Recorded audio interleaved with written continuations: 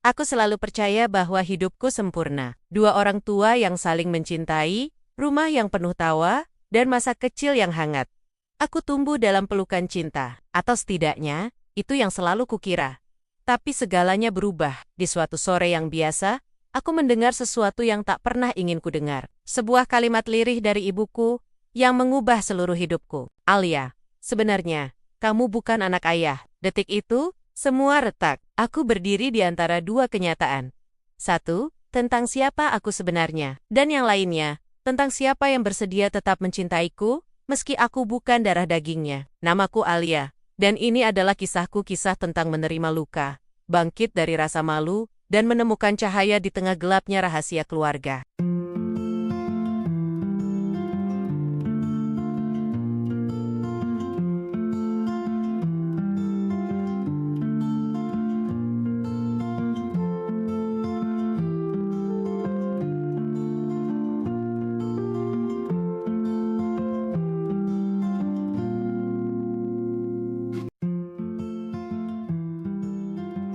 Alia memeluk tas sekolahnya, sambil melangkah menyusuri jalan setapak menuju rumah. Daun-daun kering menari-nari di tiupan angin sore. Langit mulai menguning, memberi tanda bahwa malam akan segera tiba. Rumah kecil bercat biru muda di ujung gang itu, selalu membuatnya rindu pulang. Disitulah semua kehangatan berada. Assalamualaikum, serunya riang. Waalaikumsalam, nak. Cuci tangan dulu, Mama masak sop ayam kesukaan kamu. Jawab Bu Rina dari dapur dengan suara hangat yang sudah sangat dikenal Alia sejak kecil. Alia tersenyum. Hari-harinya nyaris sempurna. Ia duduk di bangku kelas 11, dikenal sebagai siswi teladan di sekolah, dan punya sahabat bernama Raihan yang selalu membantunya mengerjakan tugas kelompok. Kehidupan di rumah pun terasa damai. Meskipun ayah sering pulang terlambat karena pekerjaan sebagai staf akuntansi di kantor pemerintahan. Pak Arman bukan tipe ayah yang banyak bicara, tapi ia selalu pulang membawa kue kesukaan Alia. Jika sempat lewat toko roti, diamnya bukan berarti jauh, justru membuat kehadirannya terasa menenangkan. Mama, minggu depan ada lomba baca puisi. Alia mau ikut? Ya, doain Alia menang, ujar Alia sambil mengaduk sop di mangkuknya. Masya Allah, tentu Mama doakan. Kamu memang berbakat, sejak kecil suka baca buku ya, kata Bu Rina sambil mengelus rambut Alia penuh kasih. Alia tertawa pelan. Sejak kecil, Mama bilang aku itu suka tidur di rak buku. Mereka tertawa bersama. Namun di balik senyum dan kehangatan itu, ada sesuatu yang tidak disadari Alia. Setiap kali ia bertanya tentang foto masa kecilnya atau cerita bagaimana ia lahir, ibunya selalu mengalihkan pembicaraan. Foto aku waktu bayi mana sih, Ma? Kok nggak pernah kelihatan? Ah, dulu Mama belum suka foto-foto. Lagi sibuk gendong kamu terus. Nanti Mama cari ya. Jawab Bu Rina sambil tersenyum. Tapi matanya terlihat sedikit gelisah. Alia tidak terlalu memikirkan itu. Baginya, keluarga kecil ini adalah segalanya. Malam itu, setelah makan malam, Pak Arman pulang lebih awal dari biasanya. Alia melompat kecil dari sofa dan membukakan pintu. Ayah, serunya gembira. Pak Arman tersenyum tipis dan menyerahkan sebungkus roti manis. Tadi lewat toko roti, ada rasa baru. Kata penjualnya, enak, makasih. Ya, Alia mencubit roti itu sedikit dan menggigitnya. Enak. Di ruang tamu. Mereka menonton televisi bersama. 3 orang dalam satu ruang kecil, tampak seperti keluarga sempurna. Namun di antara senyuman, diam Pak Arman, dan sorot mata Bu Rina yang sesekali kosong saat memandangi Alia. Ada sesuatu yang tertahan. Sesuatu yang belum terucap, dan semuanya akan berubah tak lama lagi. Alia bangun pagi dengan semangat. Hari ini hari Sabtu, waktunya membersihkan rumah sambil memutar lagu-lagu favorit di speaker kecil kamarnya. Ia selalu menikmati akhir pekan bersama ibu, dan sesekali membantu memasak. Pagi itu, Bu Rina tampak sedikit berbeda. Ia sibuk membersihkan ruang tamu sejak subuh. Kursi disapu, taplak diganti, bahkan vas bunga diganti dengan bunga segar yang baru dibeli. Ma, ada tamu ya? Tanya Alia, penasaran. Iya, tante kamu dari luar kota mau mampir. Kakak ayah, Tante Mira, udah lama nggak kesini. Alia mengangguk. Ia belum terlalu mengenal Tante Mira. Terakhir bertemu, mungkin saat usianya masih sekitar 5 tahun. Ia hanya ingat wajahnya tegas dan suaranya keras, kontras dengan ibunya yang lembut dan penuh senyum. Sekitar pukul 10 pagi, Bel rumah berbunyi. Bu Rina menyambut dengan senyum lebar meski tampak gugup. Alia mengintip dari balik pintu kamar. "Assalamualaikum," ujar Tante Mira dengan nada mantap. Tubuhnya tegap, rambut disanggul rapi. Ia mengenakan blazer sederhana dan membawa tas besar di tangan. "Waalaikumsalam, Kak. Masuk yuk," kata Bu Rina pelan. Tante Mira langsung masuk dan melihat sekeliling ruang tamu. "Masih rumah yang sama ya? Nggak banyak berubah," ujarnya sambil duduk. Alia pun ikut duduk setelah dipanggil ibunya. "Ini Alia ya, Masya Allah. Sudah besar kamu, cantik, mirip sekali," kata Tante Mira sambil memandangi wajah Alia. Namun, ia tidak menyebut mirip siapa.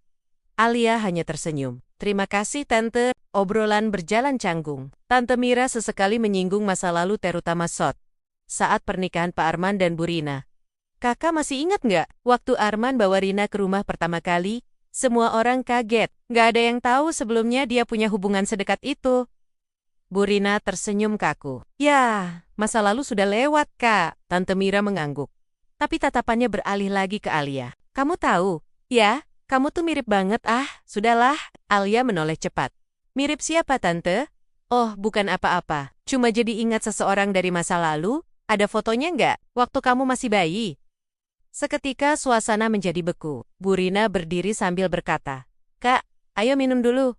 Aku bikin teh hangat." Alia merasa ada yang aneh. Terlalu banyak keanehan belakangan ini. Ibu yang selalu menghindar soal foto masa kecil. Ayah yang tampak jauh walau ada. Dan sekarang Tante Mira, yang berkata seolah Alia bukan milik dunia yang ia kenal selama ini. Malamnya, Alia duduk sendiri di kamar. Ia membuka album foto yang tersimpan di rak atas lemari. Semua foto yang ada hanya dimulai saat Alia berusia sekitar 2 tahun.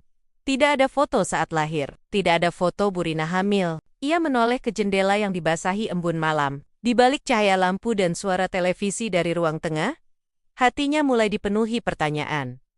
"Kenapa tak satu pun foto bayi?" bisiknya pada diri sendiri. "Siapa aku sebenarnya?" Pertanyaan itu hanya sempat berputar sesaat di kepalanya. Sebelum ia tidur dengan hati yang mulai gelisah. Tapi ia tak tahu bahwa malam itu, di ruang tamu, Bu Rina duduk sendirian menatap selembar foto lama yang sudah mulai pudar. Alia duduk sendirian di taman sekolah. Biasanya, jam istirahat ia akan makan bersama Raihan, sambil membahas tugas atau membaca puisi. Tapi kali ini, pikirannya terlalu berat untuk sekadar menikmati bekal. Pikiran itu terus mengganggu. Kenapa Tante Mira bilang, aku mirip seseorang? Kenapa Mama tak pernah cerita soal masa kecilku? Raihan datang membawa 2 kotak susu coklat. Ia menyodorkan satu ke Alia. "Lagi mikirin lomba puisi?" tebak Raihan. Alia menggeleng. "Rei, kamu pernah merasa seperti hidupmu nggak sepenuhnya milikmu sendiri?"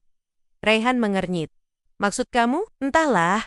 Aku cuma ngerasa kayak ada rahasia yang disembunyikan semua orang dari aku." Raihan menatap sahabatnya dengan prihatin. "Kamu mikir terlalu jauh. Mungkin?" Alia tidak menjawab. Hatinya tahu, ini bukan hanya perasaan. Ada sesuatu yang nyata. Ia memutuskan.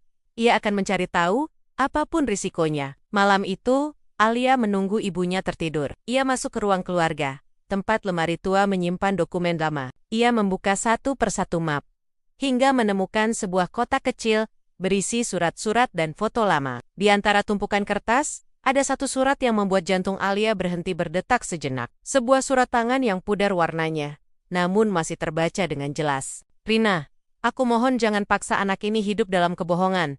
Dia tidak salah, tapi aku pun tak bisa hadir di hidupnya. Aku harap kamu kuat. Hari? Hari?" Alia menggigit bibirnya. Surat itu tanpa tahun, tanpa penjelasan.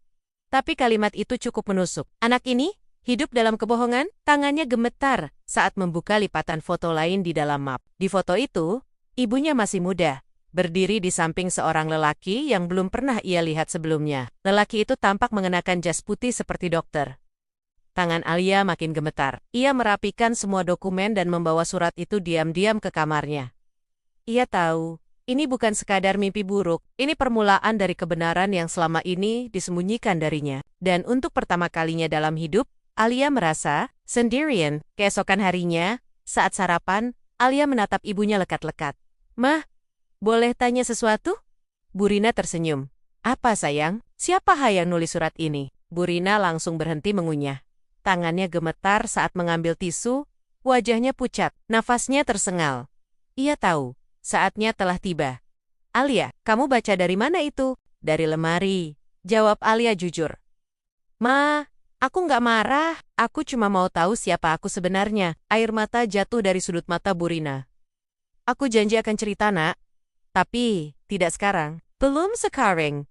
Alia menandok. Hatimu remuk, bukan karena dibohongi, tapi karena melihat ibumu sendiri, seperti orang yang sedang memikul beban puluhan tahun sendirian. Dan diam-diam di hatinya tumbuh satu keyakinan. Kebenaran itu menyakitkan, tapi lebih menyakitkan jika dibiarkan dalam gelap. Hari itu, hujan turun sejak pagi. Langit kelabu menutupi cahaya matahari, seperti mencerminkan suasana hati Alia dan ibunya.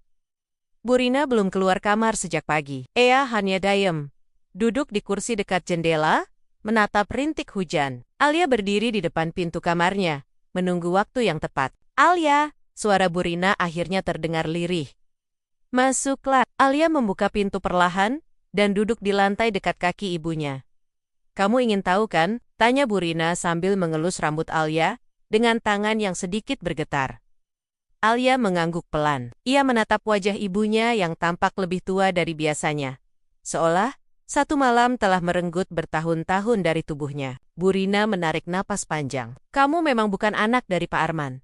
Jantung Alia berdegup sangat kencang. Kamu adalah anak dari masa laluku. Dari satu kesalahan yang tak pernah aku sesali karena darinya, aku punya kamu. Burina berhenti sejenak, menahan air mata yang mulai mengalir. Dulu, sebelum aku mengenal ayahmu, aku bertemu seseorang saat bekerja sebagai perawat magang di rumah sakit. Namanya Haris. Dia dokter muda, cerdas, baik, dan perhatian. Saat itu aku sedang sendiri, jauh dari keluarga. Kami dekat, terlalu dekat. Alia mendengarkan dengan dada sesak. Ia belum berkata apa-apa. Aku tahu, hubungan kami salah. Kami belum menikah, tapi saat aku tahu aku mengandung, Haris dimutasi keluar kota. Ia tidak pernah tahu aku mengandungmu. Burina memandang langit di luar jendela. Aku bingung, takut dan merasa dunia runtuh. Hingga Arman datang. Dia tahu segalanya, tapi tetap memilih untuk menikahiku dan membesarkan kamu seperti anak kandung sendiri. Alia menahan napas. Dunia yang selama ini ia kenal runtuh dalam satu kalimat. Jadi, ayah tahu semuanya? Tanyanya pelan. Burina mengangguk pelan. Tapi dia tak pernah mengungkit. Dia selalu bilang, kamu adalah anak kami. Tak peduli dari mana kamu berasal. Air mata Alia akhirnya tumpah. Ia tidak tahu harus marah, kecewa, atau bersyukur. Semua perasaan itu berkumpul jadi satu. Ia memeluk ibunya erat. Terima kasih sudah jujur, Ma. Walau semuanya terasa berat, aku lebih memilih tahu daripada hidup dalam kebohongan. Mereka berdua menangis dalam diam. Hujan terus turun, menutupi suara isak mereka. Namun di dalam hati Alia, ada satu tekad yang mulai tumbuh. Ia harus menemukan siapa dirinya. Sepenuhnya, ia ingin tahu siapa sosok Haris. Bukan untuk membenci, tapi untuk memahami. Dan untuk pertama kalinya sejak rahasia itu terbongkar, Alia merasa satu langkah lebih dekat pada kebenaran. Beberapa hari berlalu, sejak pengakuan ibu, Alia tetap menjalani sekolah seperti biasa. Tapi hatinya terasa berbeda. Saat melihat foto teman-temannya bersama orang tua mereka, ia merasakan sesuatu yang kosong dalam dirinya, seolah-olah selama ini, ia memainkan peran dalam hidup orang lain. Di meja belajar, surat lama itu masih tersimpan dalam map bening. Tulisan Tangen, hari kini jadi semacam teka-teki yang menuntut jawaban. Alia mulai menyusun rencana. Ia ingin tahu siapa sebenarnya Haris, sosok yang tak pernah hadir. Namun separuh dirinya berasal darinya. Ia tahu, ini bukan perkara membalas dendam atau menggugat masa lalu, tapi tentang menemukan potongan hidup yang hilang. Ia memulai dari titik yang ia punya. Rumah sakit tempat ibunya pernah bekerja dulu. Ray, aku butuh bantuan kamu, kata Alia pelan saat bertemu sahabatnya di perpustakaan sekolah. Rayhan menoleh dan menutup bukunya. Oke, bantuan apa? Asal bukan ngintip jawaban ujian ya. Alia tertawa kecil, lalu serius lagi. Aku sedang nyari seseorang. Seorang dokter, namanya Haris. Mungkin dulu pernah kerja di rumah sakit Sentosa, sekitar 17 atau 18 tahun lalu.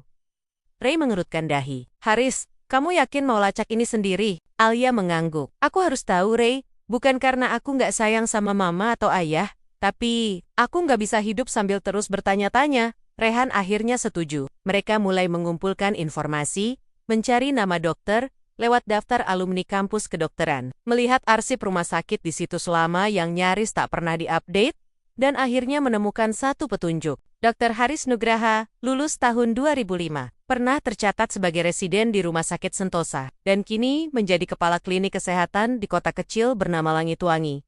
Sekitar 3 jam perjalanan dari tempat tinggal mereka.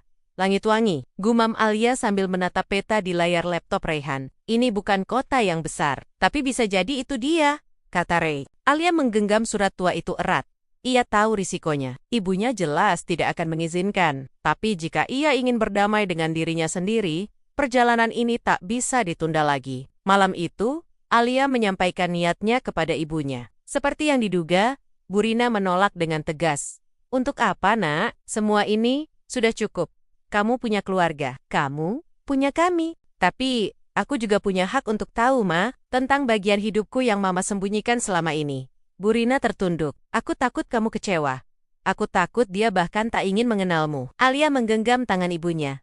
Aku tidak menuntut apa-apa. Aku hanya ingin tahu. Dan setelah itu, aku akan kembali ke rumah. Ke Mama. Bu Rina tak menjawab. Hanya memeluk Alia lama sekali. Dalam diam, ia tahu.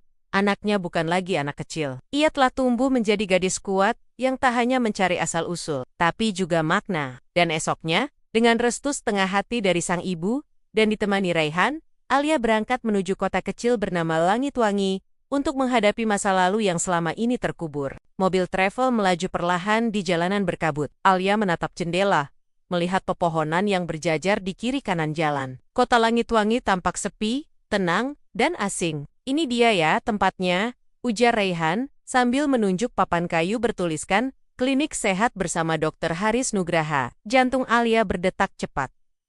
Nama itu kini bukan hanya tulisan di surat tua. Ia nyata, dan ia tinggal di kota kecil yang tenang ini. Mereka turun dari mobil dan berdiri di depan klinik. Bangunannya sederhana, bercat hijau pucat, tak banyak pasien, hanya seorang ibu muda duduk di ruang tunggu. Alia mendekat ke bagian pendaftaran. Permisi, apakah saya bisa bertemu dengan Dr. Haris? Resepsionis memandangnya ramah. Ada janji, Mbak? Alia menggeleng. Belum. Tapi saya dari luar kota, ini penting. Resepsionis itu sedikit ragu, lalu mengangguk. Silakan duduk dulu ya. Bapak sedang periksa pasien. Beberapa menit kemudian, seorang pria berusia sekitar 40-an keluar dari ruang praktik. Tubuhnya tegap, mengenakan jas putih dan kacamata bulat. Wajahnya tenang, tapi sorot matanya menyimpan kelelahan. Alia berdiri. Dadanya sesak. Rasanya seperti menatap cermin yang menampilkan masa lalu yang tak pernah ia lihat. Dr. Haris, tanyanya pelan. Pria itu menoleh. Iya, ada yang bisa saya bantu? Alia menghela napas. Nama saya Alia. Saya datang dari Jakarta. Ibu saya, Rina. Seketika wajah Haris berubah. Napasnya terhenti sepersekian detik. Tangannya yang semula hendak menyambut, kini mengepal pelan di sisi tubuh. Rina, gumamnya nyaris tak terdengar.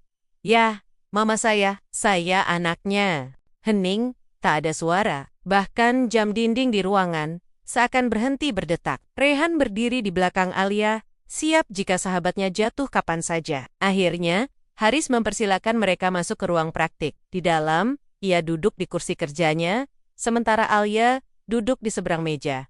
Jadi, kamu anak dari Rina? Tanyanya lagi. Suaranya pelan dan ragu. Alia mengangguk. Mama bilang, Papa tidak tahu tentang kehamilan itu. Tapi saya ingin tahu tentang siapa saya, dari mana saya berasal. Haris menunduk lama. Ia memejamkan mata, lalu menarik napas panjang. Aku tidak tahu harus bilang apa. Aku tidak pernah menduga Rina menyimpan semua ini sendiri selama ini. Alia menatapnya lekat-lekat. Ada sesuatu yang kosong di dalam diri pria ini. Ia tak tampak jahat. Ia bahkan terlihat terluka. Saya tidak minta apa-apa, Pak. Saya tidak datang untuk menuntut. Saya hanya ingin mengenal separuh dari diriku. Haris mengangguk perlahan. Kamu mirip ibumu, tapi tatapanmu mirip aku, katanya. Mereka akhirnya bicara.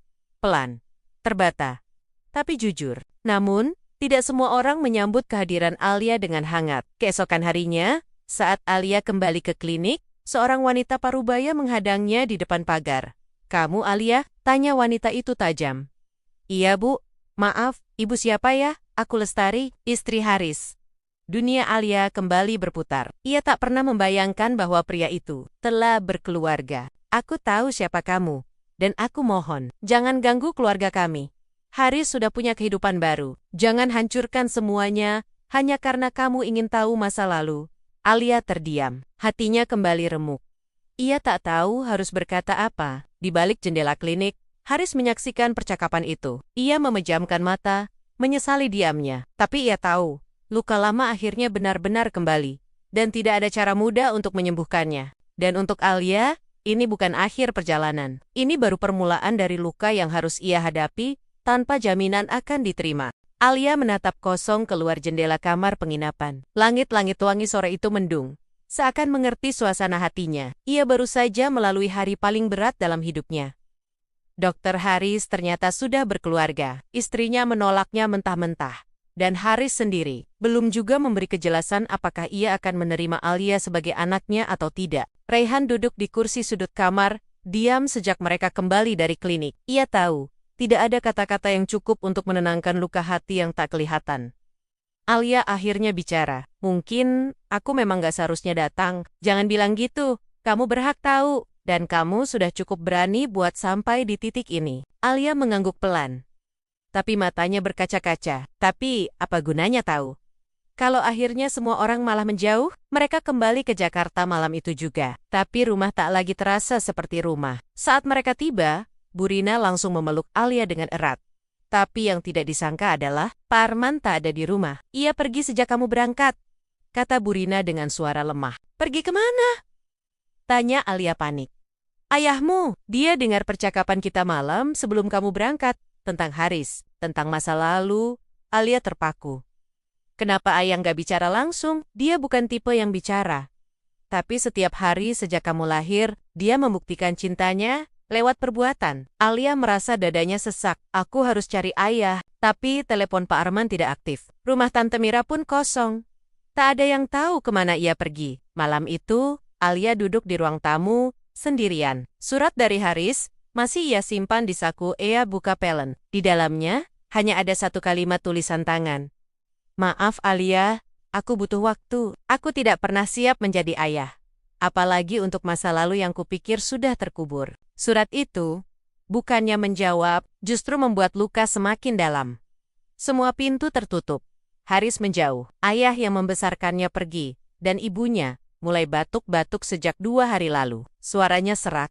Matanya lelah. Mama istirahat dulu ya, kata Alia sambil membantu Bu Rina ke kamar. Dan di malam yang sepi itu, Alia duduk seorang diri di teras. Angin malam membawa rasa dingin yang menyakitkan. Untuk pertama kalinya dalam hidupnya, Alia merasa semua yang ia cintai perlahan menghilang. Kini hanya ada satu pilihan yang tersisa. Memeluk apapun yang masih ada, atau kehilangan segalanya. Pagi itu, udara Jakarta terasa lebih sunyi. Alia duduk di tepi ranjang ibunya, yang terbaring lemah. Wajah Bu Rina tampak pucat, suaranya hanya tinggal bisikan. Mama cuma butuh istirahat kok, katanya. Mencoba tersenyum, tapi senyum itu lebih mirip raut pasrah. Alia menggenggam tangan ibunya. Mah, aku nggak akan kemana-mana.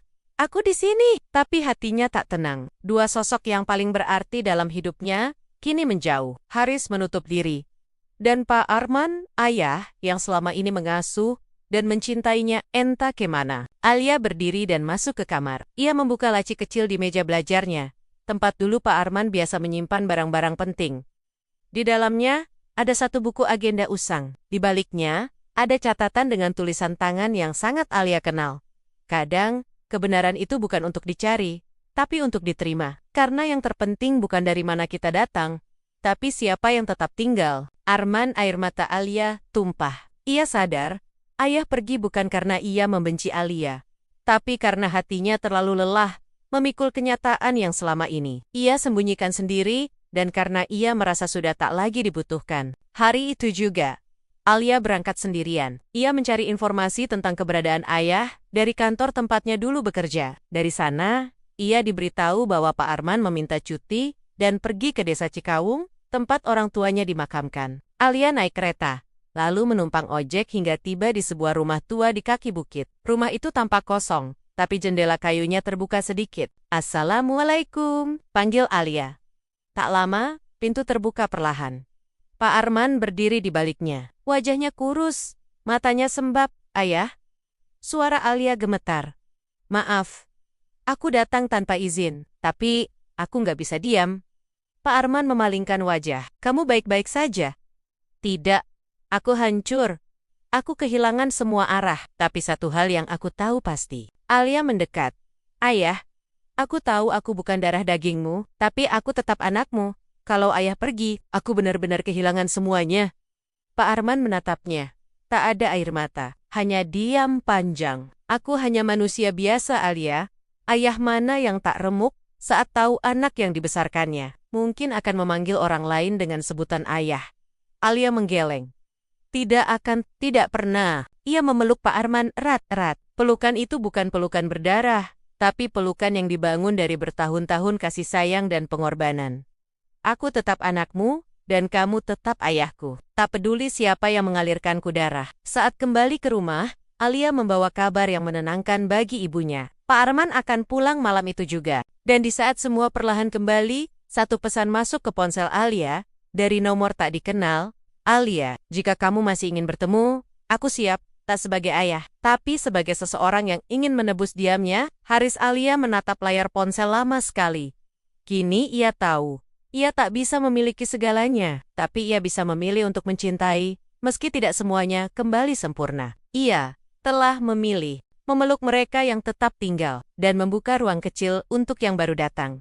Malam itu rumah kecil keluarga Alia terasa lebih hangat dari biasanya.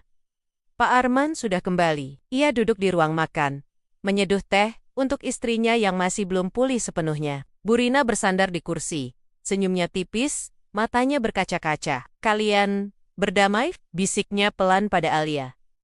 Alia mengangguk, lalu memandang ke arah Pak Arman yang sedang menuangkan teh. Iya, Ma, ayah tetap ayah. Dunia bisa berubah, tapi rasa sayang gak akan pernah. Pak Arman mengangkat wajahnya. Dan untuk pertama kalinya dalam beberapa hari, ia tersenyum. Hangat, tanpa beban. Esok paginya, Alia berdiri di depan sebuah kafe kecil di kawasan Cikini. Ia menanti seseorang yang dulu hampir ia benci. Namun kini ia coba pahami. Tak lama, Haris datang. Pria itu tampak ragu, kemeja putihnya sedikit lusuh, dan wajahnya terlihat lebih tua dari usia sebenarnya. Terima kasih sudah mau datang, katanya, menunduk sopan. Alia tak langsung menjawab. Ia memandangi sosok laki-laki itu, bukan sebagai seorang calon ayah, bukan sebagai pria yang telah menyakiti ibunya, tapi sebagai manusia yang punya cerita. Aku nggak datang buat menuntut, aku cuma ingin mengenal siapa kamu sebenarnya. Haris menarik napas dalam. Aku pun tidak berharap dimaafkan, tapi aku juga tak ingin jadi bayang-bayang yang menyesal seumur hidup. Mereka berbincang selama lebih dari 2 jam. Tentang masa lalu, tentang pilihan-pilihan yang salah, tentang keberanian Burina yang memilih membesarkan anak tanpa bantuan siapapun. Dan pada akhirnya, Alia berkata, kamu bukan ayahku, tapi kamu bagian dari kisahku. Dan untuk itu, aku belajar memaafkan. Hari-hari setelah pertemuan itu berlalu dengan lebih ringan. Alia kembali aktif di kampus. Namun kini ia punya sesuatu yang berbeda dalam dirinya. Penerimaan. Raihan tetap di sampingnya. Bahkan ketika Alia sempat berkata, kalau kamu mau pergi karena hidupku terlalu rumit, aku akan ngerti. Raihan hanya menjawab, Alia, aku nggak jatuh cinta pada hidupmu. Aku jatuh cinta pada caramu bertahan. Suatu sore, Alia duduk bersama ayah dan ibunya di taman kecil belakang rumah. Pak Arman sedang menyiram tanaman. Burina duduk dengan selimut di lutut, menikmati angin. Alia memeluk mereka dari belakang. Kita bukan keluarga yang sempurna, tapi aku bersyukur lahir di tengah kalian. Pak Arman hanya berdehem, pura-pura sibuk menyiram, tapi matanya sembab. Burina mencubit lembut tangan Alia. Tahu nggak, meski dulu aku sempat takut, ternyata kamu datang bukan untuk menghancurkan hidupku, tapi justru menyelamatkannya. Waktu berlalu, tidak cepat, tapi cukup untuk mengeringkan luka yang dulu begitu dalam. Di meja makan yang sama, kini selalu ada tawa, meski sesekali masih terselip diam. Tapi diam itu bukan lagi karena beban, melainkan karena ketenangan. Burina mulai pulih, penyakitnya perlahan membaik, setelah menjalani pengobatan dan terapi dengan penuh semangat. Aku harus sehat, biar bisa lihat Alia wisuda nanti, katanya sambil tertawa kecil. Pak Arman tak pernah absen menemani. Ia bahkan mulai aktif lagi sebagai relawan, mengajar di taman baca. Alia memandang keduanya dengan kekaguman yang tak bisa dijelaskan dengan kata. Suatu hari, Alia menerima pesan dari Haris. Aku sudah cukup mengenalmu untuk tahu bahwa kamu berhak menentukan sendiri kemana arah hidupmu. Aku akan pergi ke luar negeri dalam beberapa bulan. Bukan untuk kabur, tapi untuk menyusun ulang hidupku juga. Terima kasih sudah memberi ruang kecil dalam hatimu untukku. Alia membalas singkat. Terima kasih juga, aku tidak kehilangan siapapun. Aku justru mendapat pelajaran besar dari semua ini. Ia tak lagi menyimpan harapan untuk membangun hubungan ayah anak dengan Haris. Tapi, ia telah memaafkan. Dan, itu sudah cukup. Di kampus, Alia kembali aktif. Ia dipercaya menjadi ketua panitia festival budaya. Rehan selalu ada di sisinya, menjadi pendengar setia dan pendukung diam-diam yang paling kuat. Kamu hebat, Alia, katanya saat mereka berdua duduk di tribun kampus, memandangi matahari sore. Alia tersenyum. Aku hanya manusia biasa, tapi aku tahu satu hal. Kita tidak bisa memilih dilahirkan oleh siapa, tapi kita bisa memilih untuk menjadi seperti apa. Rehan menggenggam tangan Alia. Dan kamu memilih untuk jadi kuat. Malam itu, Alia menuliskan sesuatu di jurnal kecil yang dulu ia isi dengan amarah dan pertanyaan. Aku tidak pernah memilih untuk lahir dari perselingkuhan, tapi aku bisa memilih untuk tidak mewarisi luka itu. Aku bukan siapa ayah kandungku. Aku adalah siapa yang tetap tinggal, siapa yang terus menyayangi, dan siapa yang membentuk aku dengan sabar. Aku Alia, dan aku utuh bukan karena sempurna, tapi karena aku belajar menerima diriku sepenuhnya. Hari itu datang juga. Gedung kampus ramai oleh toga dan bunga. Kamera mengabadikan senyum, tawa, dan pelukan hangat. Di antara ratusan mahasiswa, Alia berdiri dengan wajah tenang dan mata yang bersinar. Ia menerima ijazahnya sambil menatap ke arah dua orang yang duduk di deretan kursi undangan. Bu Rina dan Pak Arman. Mereka berdiri dan bertepuk tangan. Bukan hanya untuk gelar sarjana Alia, tapi untuk setiap perjuangan yang telah mereka lewati bersama. Di malam hari, keluarga kecil itu makan bersama di rumah sederhana yang kini terasa seperti istana. Tak ada pesta mewah, hanya obrolan hangat dan tawa tulus. Ma, ayah, kata Alia pelan. Aku tahu dulu kita sempat retak, tapi kalian tetap rumahku, tempatku pulang, tempat aku belajar jadi manusia. Pak Arman mengangguk pelan. Dan kamu tetap anak kami, dari awal hingga akhir. Apapun yang terjadi dulu, tidak akan mengubah itu. Beberapa bulan kemudian, Alia memulai pekerjaannya di sebuah lembaga sosial yang membantu anak-anak korban broken home dan anak yatim. Ia tak hanya mengajar mereka, tapi juga mendengarkan. Salah satu anak perempuan bernama Dita pernah bertanya polos. Kak Alia, kamu pernah sedih karena keluarga? Alia menghela napas. Lalu ia tersenyum. Pernah. Tapi aku belajar. Sedih itu nggak harus jadi akhir cerita. Kadang, justru jadi awal dari kita menemukan kekuatan. Dita menatapnya penuh harap. Kakak kuat ya, Alia menatap langit. Matahari belum sepenuhnya terbenam. Cahaya jingga menari di wajahnya. Aku kuat karena aku belajar menerima diriku apa adanya. Karena aku nggak lagi malu pada masa lalu yang bukan salahku. Satu sore yang tenang, Alia duduk di taman. Menuliskan surat terakhir bukan untuk siapapun, tapi untuk dirinya sendiri. Untuk Alia yang dulu kecil, bingung, dan terluka, kamu tidak pernah salah dilahirkan. Kamu tidak patut merasa asing atau tidak layak dicintai. Hari ini, kamu tumbuh, bukan menjadi seseorang yang sempurna, tapi seseorang yang utuh. Kamu bukan produk dari pengkhianatan, kamu adalah hasil dari cinta yang bertahan. Kamu bukan luka itu, kamu adalah cahaya yang muncul dari kegelapan. Ia melipat surat itu, menyelipkannya ke dalam jurnal lamanya, yang sudah usang tapi penuh kenangan. Lalu ia berjalan pulang, dan begitulah akhir kisah Alia. Seorang gadis yang lahir dari kenyataan pahit, tapi menolak untuk tenggelam dalam pahit itu. Ia memilih untuk berdamai, untuk menjadi lebih dari sekadar anak dari perselingkuhan. Ia menjadi dirinya sendiri, dan itu adalah kemenangan terbesarnya.